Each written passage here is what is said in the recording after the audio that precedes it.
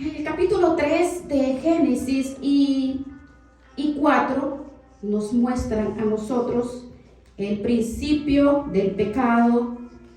Nos muestra el pecado. En el capítulo 4 nos muestra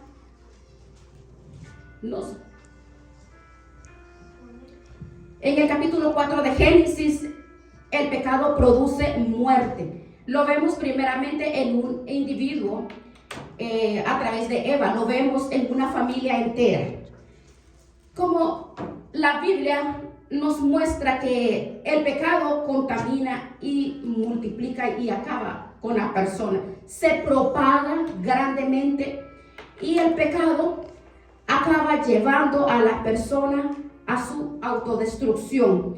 En el capítulo 3 de Génesis fue contra Dios. En el capítulo 4, en este capítulo habla que el pecado es el hombre contra el hombre. Y vamos a ver este tema, la forma correcta de adoración a Dios. Vamos a ver en este capítulo que la mala simiente es Caín y la buena simiente es Abel. Y vamos a ver en este capítulo que existen muchos Génesis. Aquí nos habla de muchos, por ejemplo, el primer caso de maternidad, la primer familia, el primer homicidio, el primer martirio y muerte humana, el principio de las religiones y el comienzo y el desarrollo de todas las civilizaciones. Aquí vamos a encontrar, así como hemos visto, el principio del capítulo 2 dice que habla de cómo se funda la familia. Todo el Génesis nos muestra desde el principio de todos los tiempos. Pues vamos a leer el capítulo 4 de Génesis, que es el comienzo de la historia de Caín y Abel. Conoció Adán a su mujer Eva, la cual concibió y dio a luz a Caín, y dijo: por voluntad de Jehová he adquirido a varón. Después dio a luz a su hermano Abel, y Abel fue pastor de ovejas, y Caín fue labrador de la tierra. Y aconteció andando el tiempo que Caín trajo el fruto de la tierra, una ofrenda a Jehová, y Abel trajo también al primogénito de sus ovejas, de lo más gordo de ellos, y miró Jehová con agrado a Abel y a su ofrenda, pero no miró con agrado a Caín y a la ofrenda suya, y se ensañó Caín en gran manera, y decayó su semblante. Entonces Jehová dijo a Caín: ¿por qué te has ensañado y por qué ha decaído tu semblante? Si bien hicieres, no serías enaltecido, y si no hicieres bien, el pecado está a la puerta. Con todo esto a ti te será el deseo, y tú te enseñorearías de él. Este es un estudio muy importante que nos muestra qué clase de ofrenda traemos a Dios. ¿Cuál es la ofrenda? Vemos que literalmente Adán nos muestra que cuando nosotros decimos Adán, en el hebreo involucra a hombres y a mujeres. Nos está hablando en todo su sentido genérico. Y la traducción griega de esta palabra es antropos, donde tenemos la palabra antropólogo o antropología. Cuando hablamos nosotros de la antropología, ¿de qué estamos hablando? Del estudio del hombre. Pero aquí es el sexo femenino como el masculino. Entonces la palabra Adán se tradujo muchas veces como gentes. Cuando hablamos de la gente, nos habla a hombres y a mujeres. También vemos otra palabra en este versículo 4, muy importante, que nos dice: conoció Adán. Dice, conoció. ¿Quiere decir que se la presentaron? No. Dice en el capítulo 3 que ya la conocía. Pero esta palabra conoció es una palabra hebrea, Yahva, con Y. Yahva. Esta palabra en toda la Biblia, desde el Antiguo Testamento y el Nuevo Testamento, nos indican la relación más íntima entre un hombre y una mujer en su vida sexual. Bien, esta palabra nos muestra que cuando dice conocer, conoció Josué a María, nos habla de una íntima relación en el aspecto físico, en el aspecto sexual. Pero lo confirma en Mateo 1:25, que dice ahí en Mateo 1:25, tiene el mismo significado. Mateo 1:25, veamos. Dice, pero no la conoció, dice. No le dijo, ya se conocía, dice. No la conoció hasta que dio a luz a su hijo primogénito, que le puso por nombre Jesús. Entonces nos habla que José y María tuvieron relaciones sexuales normales. Pero en este versículo nos habla que sus relaciones comenzaron después del nacimiento de nuestro Señor Jesucristo.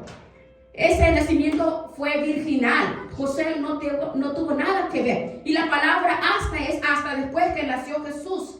Después comenzaron a tener una vida sexual de pareja, porque las relaciones sexuales en una pareja dentro del matrimonio son maravillosas y correctas. Por eso dice, cada hombre tenga su mujer y cada uno tenga su deber conyugal. Bien, ahora vamos a ver a Génesis otra vez.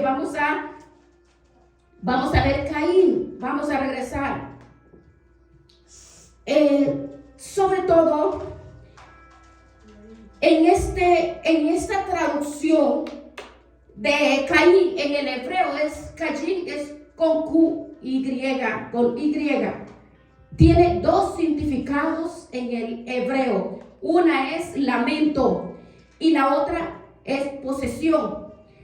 Ahora, vemos la diferencia en estas dos palabras, pero es importante que tengamos esto para ver ahorita que vamos a llegar a la historia, porque cada nombre en la Biblia tiene que tener un significado con relación con el carácter de la persona. Cada nombre de la Biblia nos habla del carácter, cada nombre del carácter.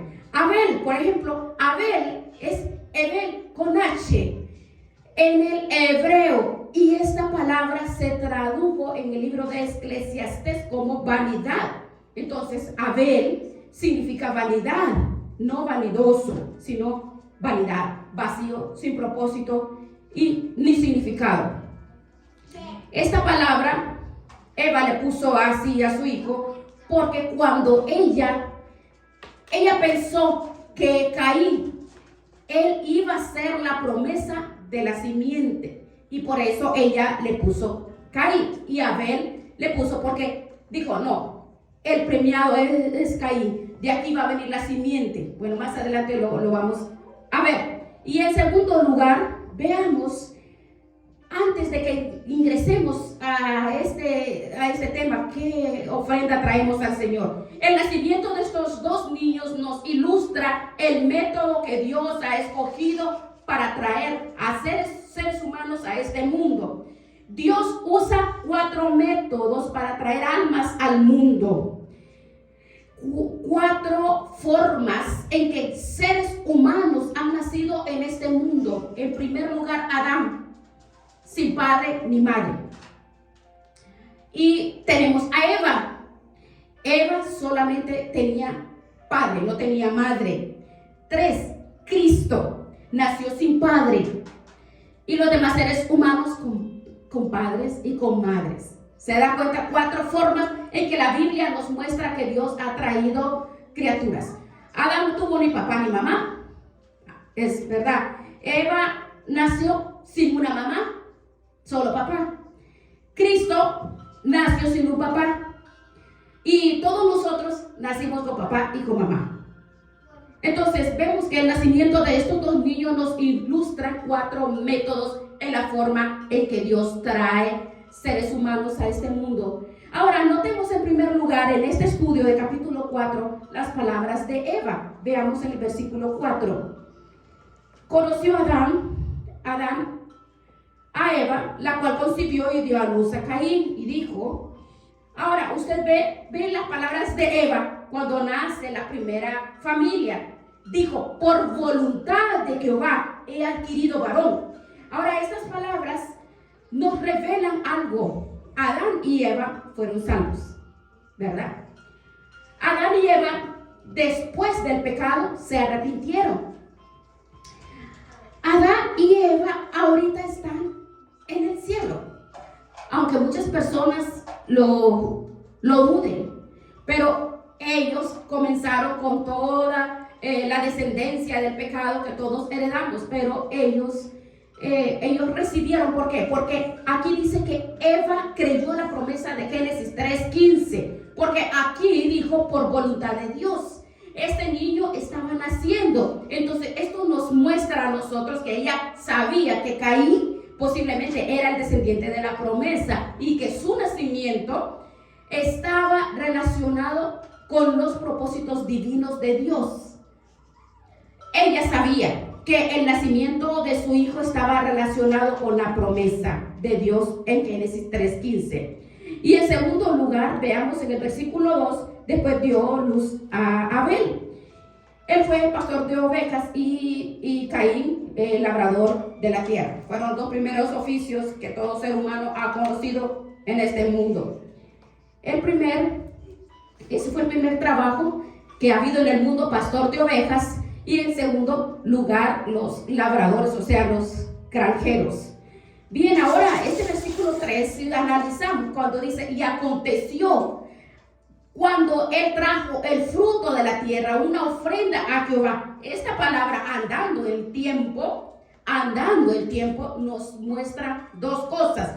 Y aprendemos las dos lecciones más importantes para toda la humanidad en estas palabras que encontramos en este versículo 3. Y dice, y aconteció, véanlo, y aconteció andando el tiempo. Entonces nos muestra que el hombre tiene que adorar combinando el trabajo.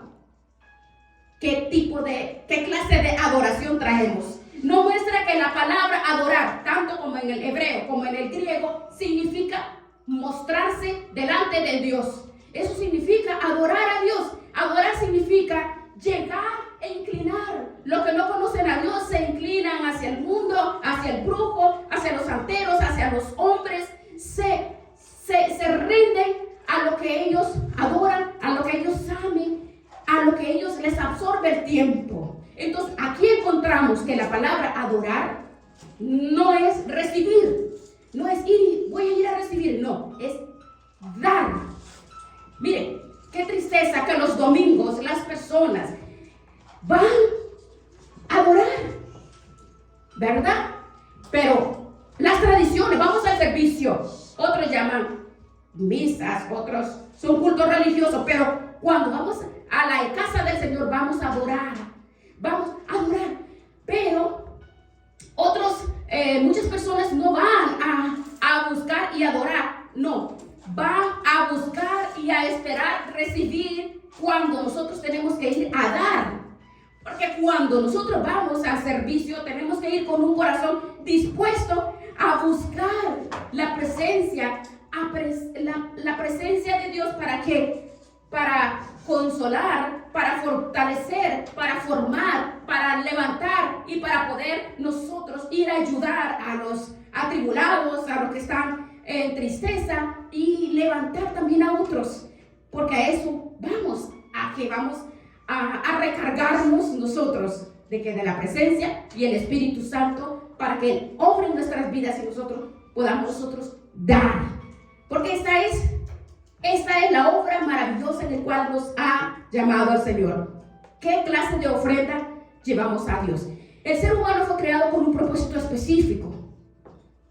No es el propósito de ser labradores como Caín y como Abel. No, el principal propósito con el que Dios nos ha creado es para adorar su nombre, para reconocer que hay un Dios en los cielos, en la tierra, que su poder es grande y que todo el ser humano es inexcusable al ver la creación del universo y al ver todas las bendiciones delante de Dios, todo lo que nos da. Entonces, adorarle porque Él es nuestro Dios, nuestro Salvador. Fuimos creados para eso. En segundo lugar viene el trabajo, pero no debemos poner primero el trabajo, no. Muchas personas se convierten en máquinas de trabajo, se convierten en burritos de trabajo, se convierten Porque el propósito de ellos es trabajo, trabajo, hacer dinero, dinero, dinero y más dinero, de 8 a 10 de la noche, y entre más tienen, quieren más y quieren más. Pero no, ese es el propósito. El propósito con el que hemos sido creados es glorificar el nombre de Dios. Darle la gloria es. En cierta parte de las escrituras habla de que hubo un millonario, un joven que hizo dinero, mucho dinero, y un día dijo, bueno, ahora gózate, alma mía, porque he trabajado, he llenado todos mis graneros y tengo suficiente dinero, y hoy sí vive, gózate, alma mía. Mas sin embargo, una voz que recibió y le dijo, oh, tú no sabes que hoy viene por tu alma. ¿Y qué es lo que él sembró hasta ese momento? Solamente para su capital material, pero no cultivó nada para su alma. Y le dijo, necio, esta noche viene por tu alma. Pero no era el Señor el que iba por él, sino que el otro, el Señor de él, el Dios de la riqueza. Es peligroso. Por eso la palabra nos describe qué clase de ofrenda traemos. Qué terrible será que el Señor nos diga, eres un necio, ¿qué hiciste con tu tiempo? ¿Qué hiciste con el tiempo que yo te di? Mire, esto es la analogía de Caín y Abel. Nos habla perfectamente de que el hombre sin la presencia y sin la bendición de Dios no podemos disfrutar la bendición de Dios. Mateo 4:4 dice, no solo de pan vivirá el hombre, sino de toda palabra que sale de la boca de Dios. Hay algo más en la vida, más que los paseos, más que la charlatanería, más que el vivir involucrado. Como dice primera de Juan 2:15 al 17, no améis al mundo ni las cosas que están en el mundo, porque todo aquel que ama al mundo, el amor del Padre no está en él. Es peligroso. ¿Qué clase de ofrenda tienes para Dios? Él es el principio de todas las cosas. Dios es el principio. Ahora, en primer lugar, aprendimos primero adorar a Dios, después el trabajo. Segundo lugar, en nuestra actitud, la del corazón, va a determinar nuestro destino eterno. Es la forma que tú te acerques a adorar a Dios, es lo que va a determinar dónde vas a pasar la eternidad. Hay dos maneras de acercarnos a adorar. La primera, en que el ser humano se acerca a adorar a Dios. La primera es por sus propios medios, ¿verdad?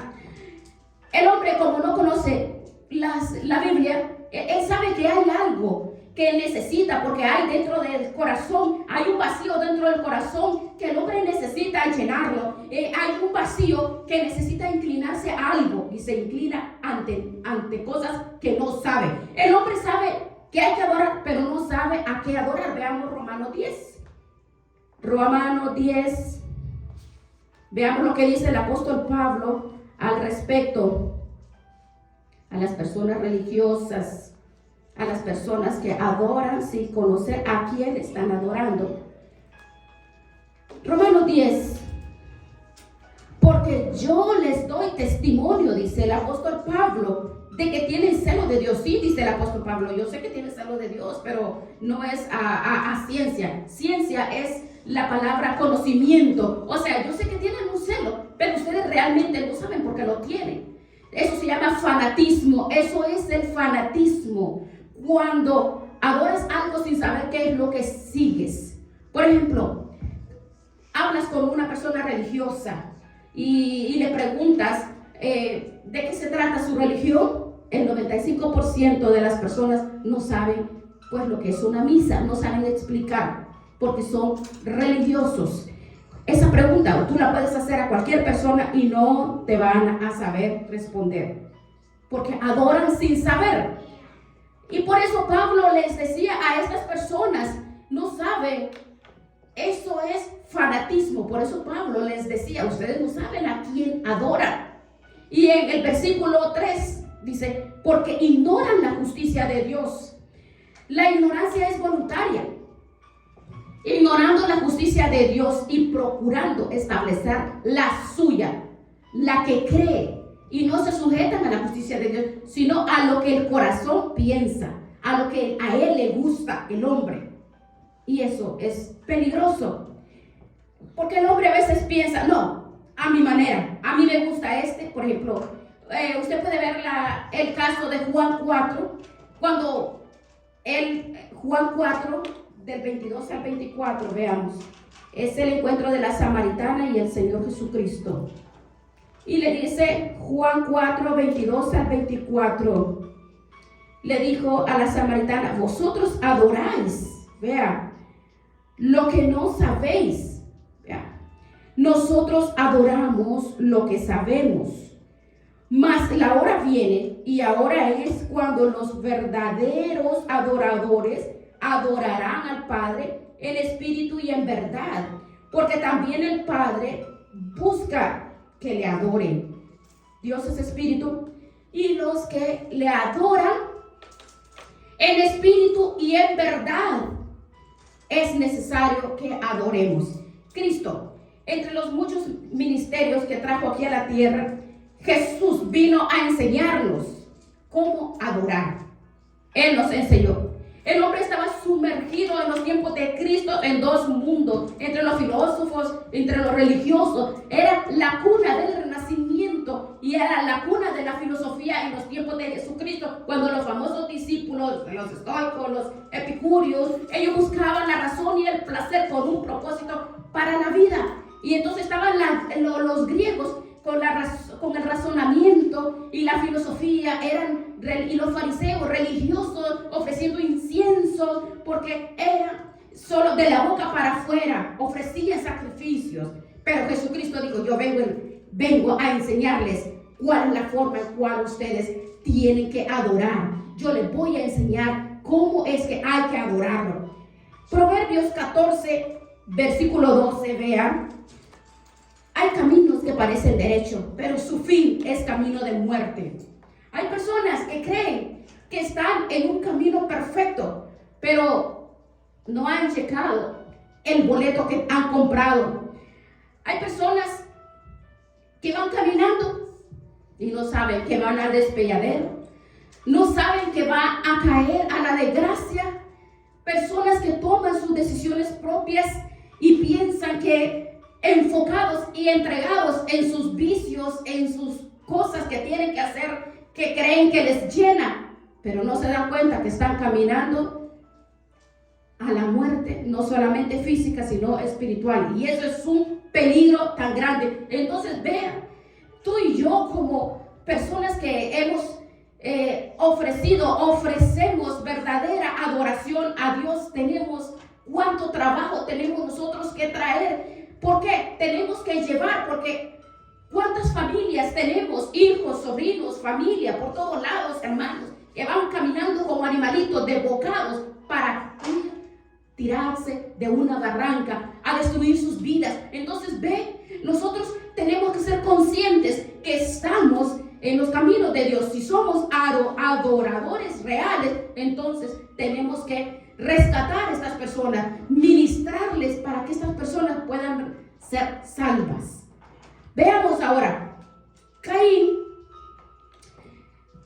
era más culpable. ¿Por qué? Porque a Caín y a Abel le mostraron cuál era la forma de acercarse a Dios. Por ejemplo, Génesis 3:21. En Génesis 3:21 vemos cómo se predica el primer evangelio predicado en símbolos y de qué forma tan maravillosa se ilustra que el camino a Dios es a través del derramamiento de sangre, a través de la muerte de un inocente. Es Dios quien toma la iniciativa, que vistió con trapos de higuera a Adán y a Eva, pero los desechó, porque Dios maldice cualquier religión, cualquier método que el hombre quiera usar para adorar a Dios. Es allí que era más culpable, porque Caín sabía cómo adorar a Dios.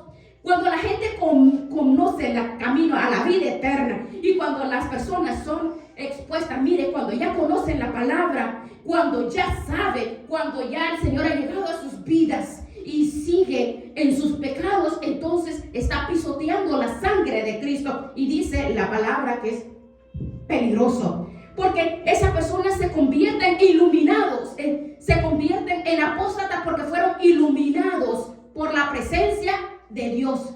Entonces dice Pablo, es imposible, los apóstatas, es imposible que estos puedan volver al camino correcto. Dice Pablo determinadamente dice Pablo que los que formaron parte de la iglesia, los que son seguidores de Judas, los que van a las reuniones, los que asisten y que terminan apostatando, terminan retirándose, dice, estas personas ya no pueden retirarse porque ya no hay más nada que presentarles, porque están pisoteando la sangre de Cristo. En Hebreos 10, han pisoteado la sangre de Cristo. Se llama blasfemia contra el Espíritu Santo. El cristiano no puede pecar contra el Espíritu Santo. En este pasaje nos describe a aquellos que han sido iluminados, que saben que Cristo los salvó, los rescató y que por la sangre de Cristo fueron levantados, pero luego se dan la vuelta y lo rechazan porque le dan la espalda. Pero dice que es derramado en ellos un poder engañoso. Como rechazan la verdad, entonces les cubre un espíritu mentiroso, y esa es la condenación. Esa es la condenación que llega a las personas que endurecen su corazón. Mire, el mundo, hay personas que están divididas por personas que verdaderamente en Romanos 2 dice que serán juzgados por la conciencia de sus corazones. Hay dos grupos: las personas que conocieron y rechazaron, y los que conocieron y dieron fruto. No hay condenación tan grande para los apóstatas que pisotean la sangre de Cristo, sabiendo que la sangre de Cristo te ha levantado, te ha restaurado, pero los propios perversos y engañosos del mundo prefieren seguir al mundo. Es terrible. Entonces, claramente, ¿qué clase de ofrenda le traes a Dios? Cualquier método que se use para servir a Dios, dice, será mal. Gracias. Jesús se hace maldición por nosotros. Ahora, a través de la sangre nos acercamos a Cristo Jesús. Sin derramamiento no hay salvación. Oh, yo no entiendo eso, puede decir alguien. Es que no necesitamos entenderlo. Es como somos soldados, estamos en una guerra.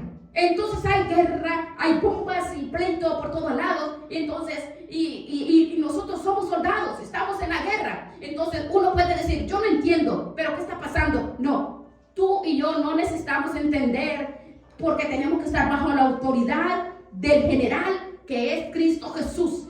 Él en guerra, nosotros estamos en guerra. Y como soldados no podemos pedir explicaciones a Dios. Dios nos prueba la obediencia. La obediencia, eso es lo que nos prueba. ¿Qué clase de ofrenda traes para Dios? Levítico, vean Levítico 17. Levítico 17, por favor. Las leyes, Dios insiste a través del Espíritu Santo la forma de la oración. Levítico 17, 11, por favor. Porque la vida de la carne en la sangre está, y yo os la he dado para hacer expiación sobre el altar por vuestras almas. Y la misma sangre hará expiación de la persona. Ahora, usted puede ver que muchas, pero cantidad de civilizaciones, de grupos, brujos, y todos grupos satánicos, usted puede ver que todos utilizan y ofrecen sacrificios a dioses a través de sangre. Entonces, todos los altares de brujos satánicos, de santería, de hechicería, la sangre corre. ¿Por qué? Porque ellos lo ofrecían a sus demonios, a sus dioses. Porque el enemigo todo le imita a Dios. Vea cómo el hombre debe de conocer, debemos de conocer que nosotros, a través del derramamiento de sangre de Jesucristo, Jesucristo en nuestras vidas. Y si lo encontramos en el Nuevo Testamento, porque Dios, Hebreos 11, veamos, 11, 4 y 6, cómo Dios rechaza la ofrenda de Caín. Ahora vean, tenemos que leer todo Génesis, Levítico, Deuteronomio, Jueces, Amós, Ezequiel, hasta llegar a Hebreos. ¿Para qué? Para descubrir por qué Dios rechazó a Caín. ¿Por qué rechazó la ofrenda de Caín? Por la fe, Abel. Ahora, vea usted desde el principio de la humanidad, por la fe, Abel ofreció a Dios más excelente sacrificio que Caín, por lo cual alcanzó testimonio de que era justo, dando Dios testimonio de sus ofrendas, y muerto aún habla por ella. Ahora veamos, la Biblia no nos dice que Caín era mejor que Abel.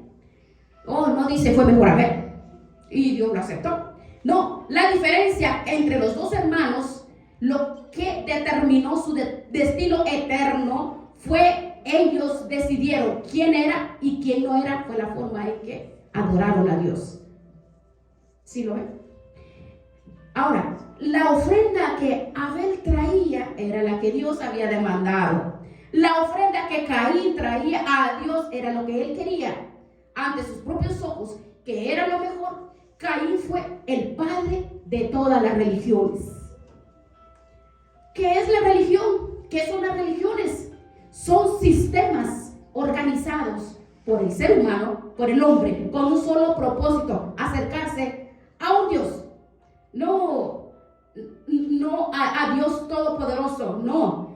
A un Dios, a ídolos, a un Dios que no saben cómo hacer, porque no saben cómo acercarse a Dios, porque tienen su corazón cauterizado, pero ellos creen que a través de las obras y sacrificios humanos van a adorar a Dios.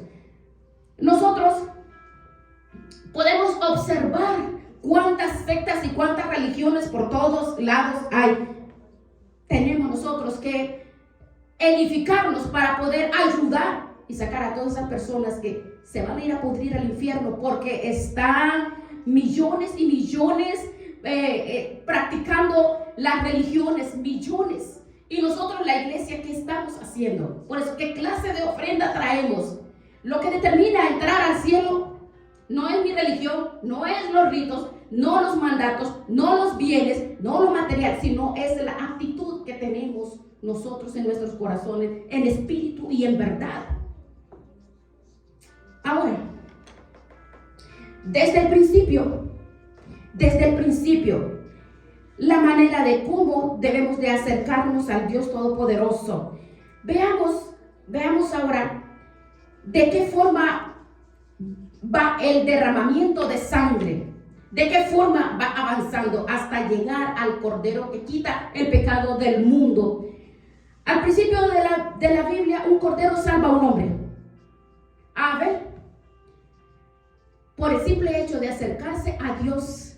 Después, en Éxodo 12, 21, veamos Éxodo 12, vemos que aquí ya no es un hombre, es una familia. Mire, vea cómo crece. Aquí es la familia entera. Veamos Éxodo 12 del 21 al 23. Y Moisés convocó a todos los ancianos de Israel y les dijo: sacad y tomad corderos por vuestras. Aquí está involucrada la familia entera. Vean, así como dice Hechos, serán salvos tú y tu casa, pero si se convierten. Ahora veamos cómo funciona por familia y sacrificia la Pascua. Vean versículo 22. Y tomando un hisopo, mojadlo en la sangre que estará en un lebrillo, unten en los postes con la sangre que está en el lebrillo, y ninguno de vosotros salga de las puertas de su casa hasta la mañana, porque Jehová pasará hiriendo a los egipcios. Y cuando vea, ¿qué cosa? Cuando vea la sangre en el dintel y en los dos postes, pasará Jehová aquella puerta y no dejará entrar al enemigo en vuestras casas para herir.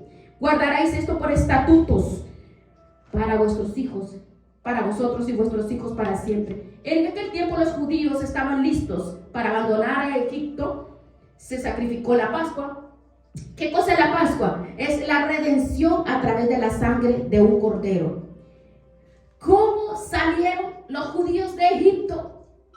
A través de la sangre. Después, con el poder de las plagas, con el poder de Dios, atravesando el Mar Rojo, y una vez allá en el desierto, murmuraron contra Dios.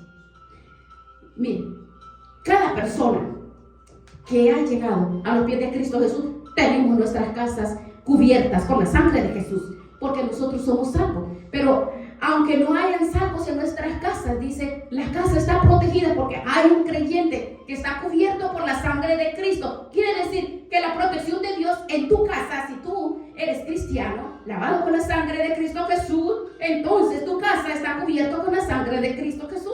Están cubiertos, pero si, aunque los hijos estén en casa y no son cristianos, pero si salen de casa quedan sin la protección de la sangre de Cristo. Ahora, nosotros tenemos que hacer algo, que vivir de rodillas, tocando, clamando, orando, intercediendo. Salva a mis hijos, salva a mis nietos, salva a mi esposo, salva a mi esposa, salva a mi familia. Nosotros santificar nuestra vida para que sean convertidas las personas que están dentro de tu casa y no han sido convertidos.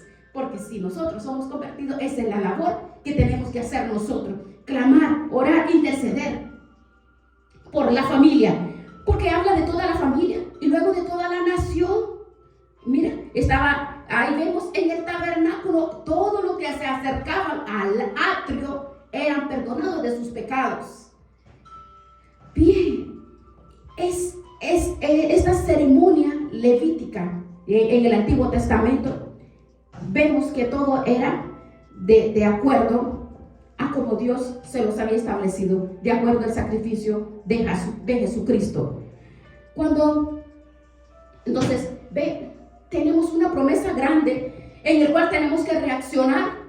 ¿Qué estamos o cómo estamos presentando nuestras ofrendas? ¿Qué clase de ofrenda traigo para el Señor?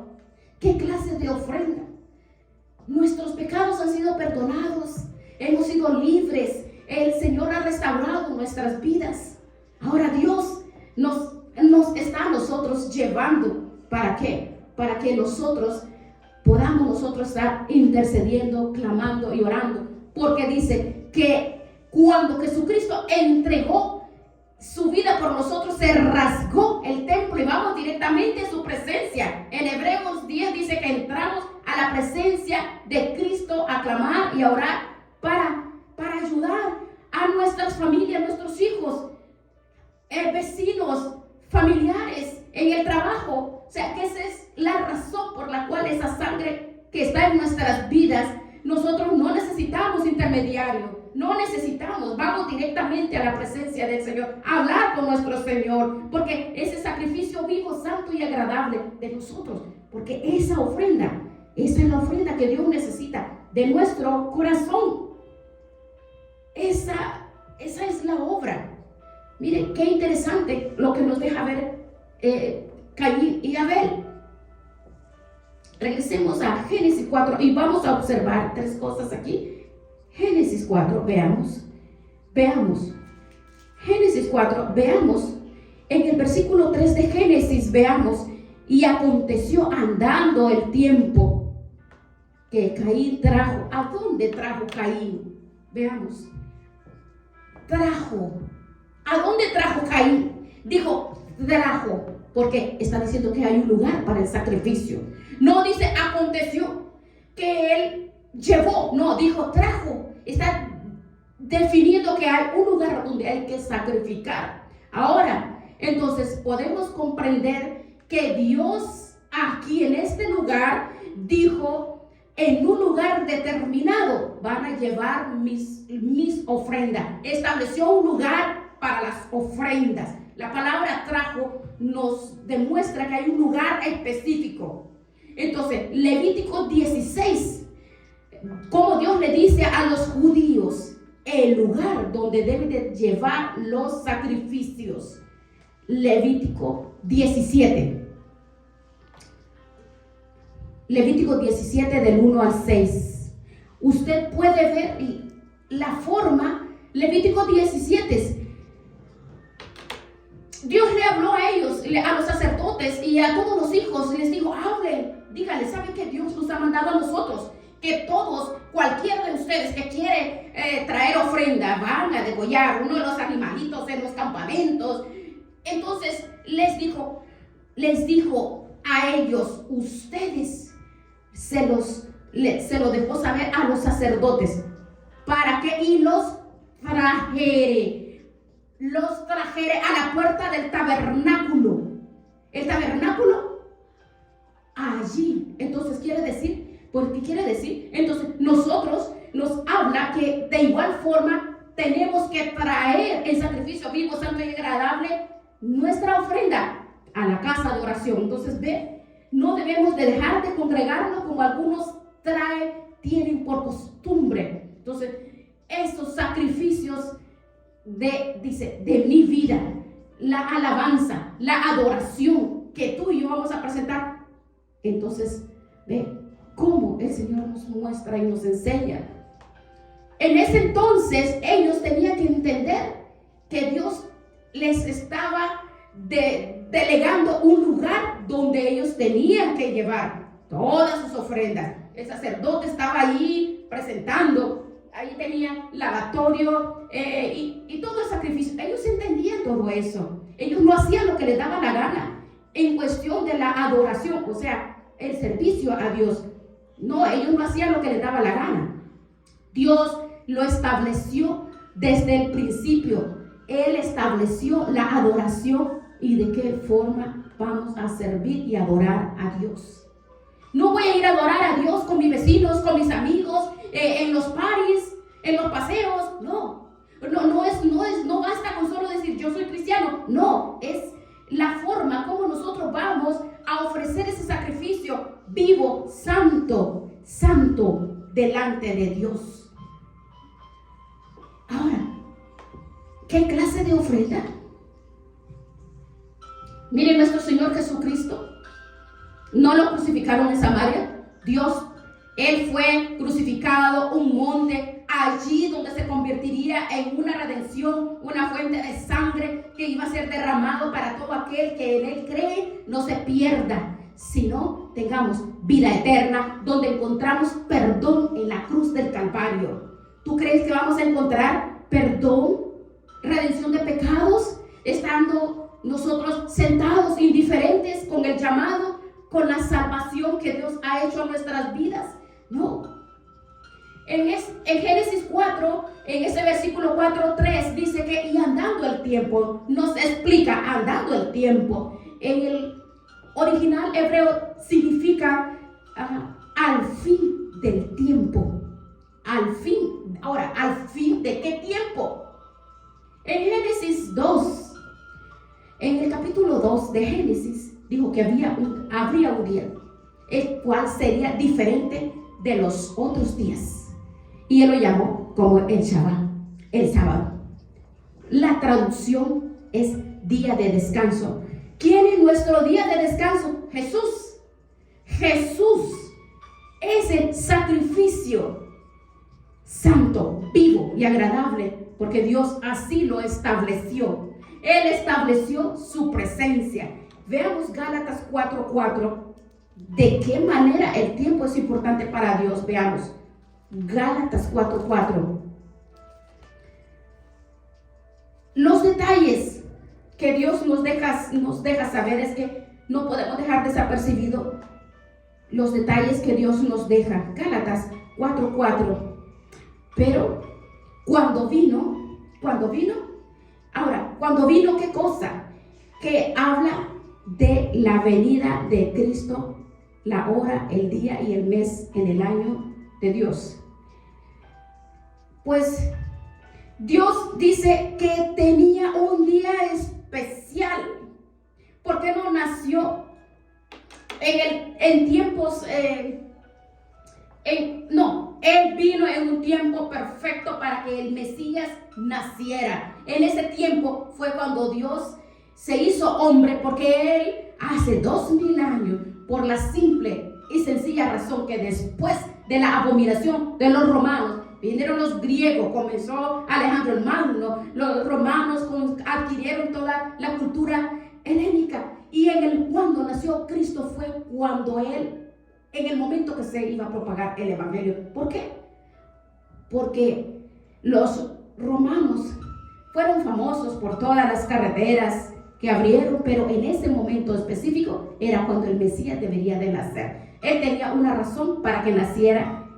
Ya en el cumplimiento del tiempo nacería el Mesías prometido. Pero veamos Hebreos 4, que también para nosotros hay un tiempo. Veamos, el tiempo de Dios no es mi tiempo. Hebreos 4, veamos lo que dice. Veamos primero capítulo 3 primero. Ahora vamos a anotar algo muy importante en este. Bien.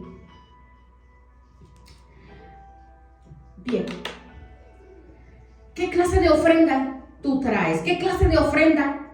¿Cuál es la ofrenda que tú le das al Señor? Entonces, es momento de reaccionar. Si escuchas la voz de Dios, no endurezcáis tu corazón. Dice capítulo 4, 7. Que no endurezcamos. Capítulo 4, 7 de Hebreos. Está determinando. ¿Qué determina? Nos está diciendo, después de tanto tiempo, después de todo lo que se les ha predicado, de todos los bienes que yo he hecho, de todas las bendiciones te he dado, de todo, y has endurecido tu corazón. Pero en Proverbios capítulo 1, el Espíritu Santo nos muestra que en el tiempo de Dios, cuando Él dice, no cuando yo quiero, no cuando yo pienso, no cuando yo me da la gana de hacerlo. No, ¿cuántos jóvenes, cuántos hombres, cuántas mujeres han dicho, oh, estoy muy joven, voy a gozar de la vida y después me voy a hacer cristiano? Eso no es cierto. Eso no es cierto.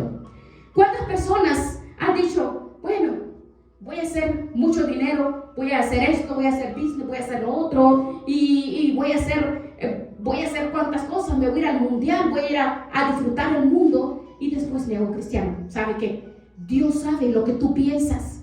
Dios conoce nuestros pensamientos. En Proverbios 1:28, vean, dice lo que puede suceder. Entonces me llamarán y no responderé. Me buscarán de mañana y no me hallarán. Qué peligroso. ¿Ven? ¿Cuántas personas van a ser como la generación de Noé?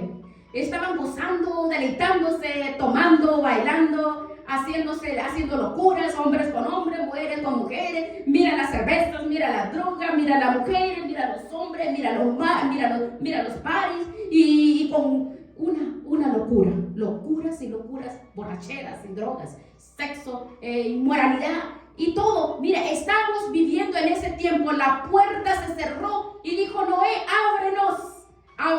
Pero la palabra del Señor dice, el tiempo de la salvación no había pasado. No era cuando ellos querían, era cuando Dios los había llamado. Hermanos, el tiempo está cerca. No podemos decir, tenemos tiempo, tengo mucho que disfrutar, tengo muchas cosas que hacer, tengo muchas familias para visitar. Error. Error. Es cuando Dios te llama y Dios ya te llamó. ¿Y qué haces? ¿Qué haces dispersado por allá haciendo y metido donde Dios no te ha llamado? Hermanos, Caín y Abel nos muestra que hay un camino y hay una forma de adorar a Dios, que es el espíritu y en verdad, no fanatismo. No somos fanáticos, porque el cristiano que no adora correctamente a Dios se convierte en fanático. El medio para acercarse a Dios no son sacrificios. No, pero es que yo doy tanto, o que yo doy mis diezmos, que yo traigo acá, yo hago muchas actividades. No. Dios dice en sus palabras que la fe sin obras está muerta. Está muerta. Por eso es tiempo tiempo, había un lugar, ahí dice, había un lugar donde había que llevar esas ofrendas. Es el altar. El altar. Cuando Dios te llama, no te endurezcas. Los medios para acercarnos a Dios es como Dios lo ha establecido, no como tú quieras hacerlo. Oh, muchos dicen, oh no, yo creo en Dios, y yo creo en Dios y no me digan nada, yo sé a mi manera, yo creo en Dios. Los demonios creen y tiemblan en Dios, porque todos dicen, oh, yo creo en Dios, y hacen de su vida una melcocha, odiando a sus hermanos, no le hablan a sus hermanos, ignorando a sus padres, ignorando a sus hermanos, ignorando la familia, ignorando a los vecinos. No, es que esa vecina no me cae bien, no. Entonces, ¿cómo es posible? ¿Qué clase de ofrenda traes a Dios? No te equivoques, no nos equivoquemos. Dios nos habla a través de Caín y Abel. ¿Qué clase de ofrenda está dando al Señor? Vamos a orar y vamos a decirle gracias, Padre. Gracias, Señor. Gracias por esta historia maravillosa que nos ha mostrado.